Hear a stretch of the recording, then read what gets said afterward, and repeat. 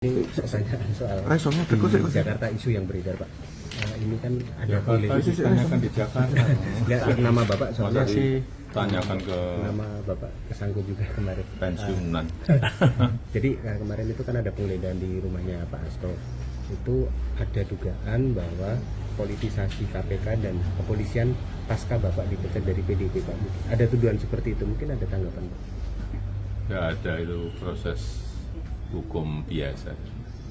Ya. Tapi ada juga yang mengatakan bahwa ini semacam kayak pengalian isu dari yang kemarin OCC RP itu, Pak. Ya, namanya isu. Kenapa harus ditanggapi? Kan sudah ada klarifikasi yang jelas dari OCCRP.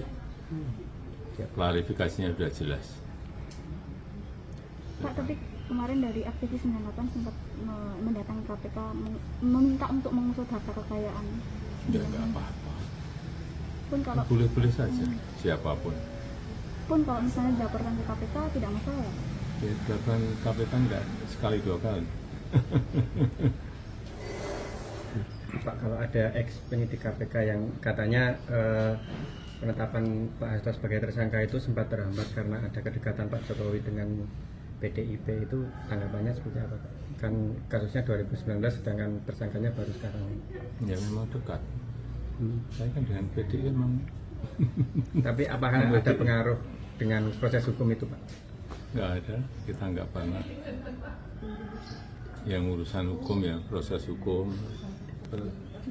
ada baik di kepolisian, baik di kejaksaan, baik di KPK, semuanya, apalagi KPK. Jadi tidak ada intervensi apapun ya, Pak, saat menjabat? Ditanyakan aja, jangan tanyakan ke saya, tanyakan aja ke sana. Pun kalau misalnya nanti ada pengecekan harta kekayaan seperti apa, Pak? Misalnya ada pengecekan harta kekayaan gitu. Ya, kalau dicek ya dicek aja, dicek aja kok. Polemik yang muncul di seputar penggeledahan rumah kediaman Hasto Kristianto yang dilakukan oleh Komisi Pemberantasan Korupsi menimbulkan pertanyaan tersendiri. Paling tidak, itu muncul di benak para pendukung setia Hasto Kristianto. Mereka menuduh Komisi Pemberantasan Korupsi telah melakukan tindakan yang melampaui kewenangan mereka. Di sisi yang lain, saya ingin menangkap sebuah kesan bahwa tidak hadirnya Hasto Kristianto dalam pemanggilan KPK itu adalah sebuah kenyataan bahwa Hasto Kristianto sengaja mengulur-ulur waktu untuk memberikan jeda terkait dengan ia yang harusnya bertanggung jawab ketika dipanggil oleh KPK terkait dengan apa yang ditersangkakan kepadanya.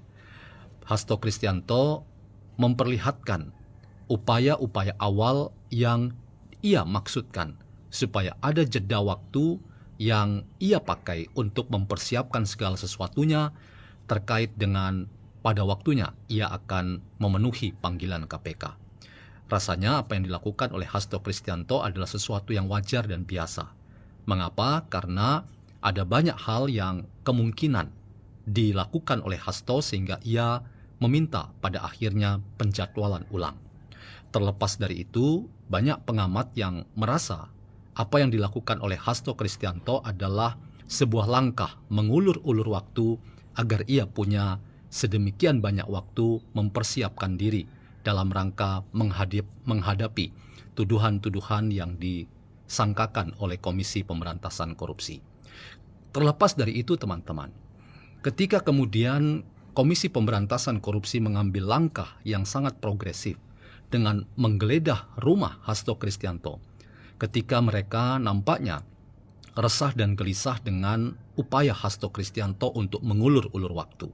Itu memperlihatkan bahwa para penegak hukum sudah mulai kehabisan kesabarannya oleh karena ada kemungkinan Hasto Kristianto akan menghapus dan menghilangkan jejak dan bukti-bukti yang diperlukan oleh Komisi Pemberantasan Korupsi.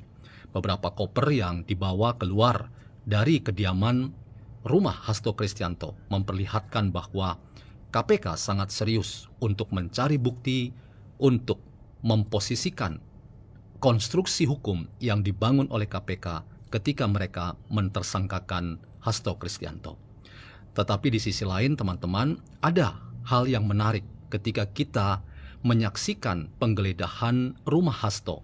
Tetapi di sisi lain, kita menyaksikan sebuah fenomena sosial, fenomena budaya, bahwa rumah kediaman dari Joko Widodo itu menjadi rumah rakyat, rumah yang memastikan banyak orang bisa datang dan singgah untuk menikmati keramahan dari Presiden ke-7 Joko Widodo.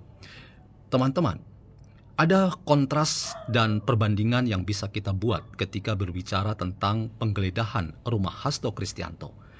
Penggeledahan rumah yang dilakukan oleh para penegak hukum itu mengandaikan bahwa ada sesuatu yang serius yang dilakukan oleh para penegak hukum untuk memastikan bahwa rumah tersebut diindikasikan menyimpan banyak barang bukti yang bisa ditemukan untuk memperkuat konstruksi sebuah hukum yang sedang dilakukan oleh para penegak hukum.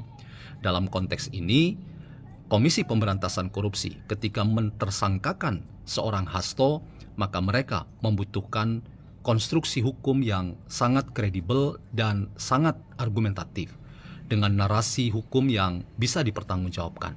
Karena itu, mereka kemudian melakukan langkah progresif dengan menggeledah rumah Hasto Kristianto. Memang para aktivis PDIP dan loyalis yang setia pada Hasto Kristianto sangat menyayangkan langkah yang dilakukan oleh KPK. Oleh karena nampaknya KPK tidak bisa bersabar. Padahal Hasto sudah meminta penjadwalan ulang terkait ia mangkir dari panggilan pertama KPK untuk meminta keterangan lebih lanjut dari Hasto Kristianto dalam hubungannya dengan ketersangkaan dirinya ketika diposisikan sebagai tersangka oleh KPK. Tetapi terlepas dari itu teman-teman, bukti yang dicari oleh KPK itu memperlihatkan bahwa ada masalah yang memang kita bisa amati di dalam rumah seorang Hasto Kristianto. Karena kejahatan itu selalu memunculkan banyak spekulasi bahwa diri kita bisa menyembunyikan sesuatu yang kita tutupi, padahal itu adalah sebuah kejahatan yang serius. Tetapi banyak tempat-tempat yang kemudian kita jadikan sebagai sarana untuk menutupi kejahatan. Dan disinilah KPK mengendus bahwa di dalam rumah seorang Hasto Kristianto ada barang bukti yang mungkin bagi KPK sangat dibutuhkan untuk makin memperjelas dan memberikan keterangan yang seterang-terangnya bahwa ada hal-hal yang memang sangat menopang dan menunjang pada konstruksi hukum yang dibangun oleh KPK ketika mereka mentersangkakan Hasto Kristianto.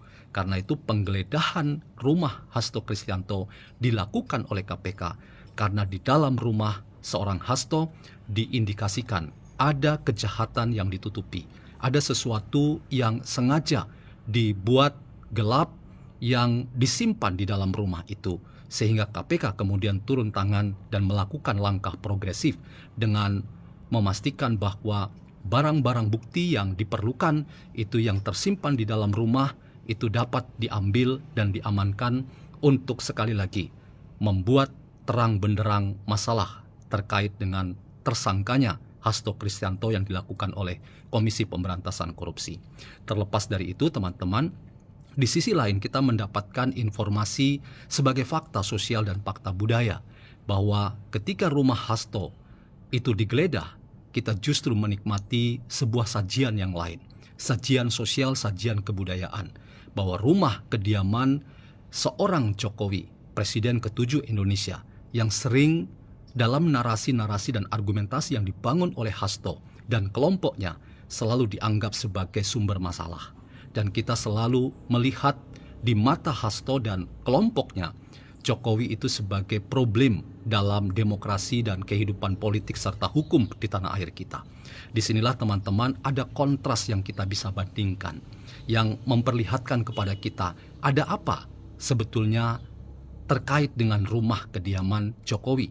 Sehingga banyak orang itu tertarik untuk mendatangi rumah itu Bahkan banyak orang yang kemudian menjadikan rumah Jokowi itu sebagai destinasi wisata yang baru di kota Solo.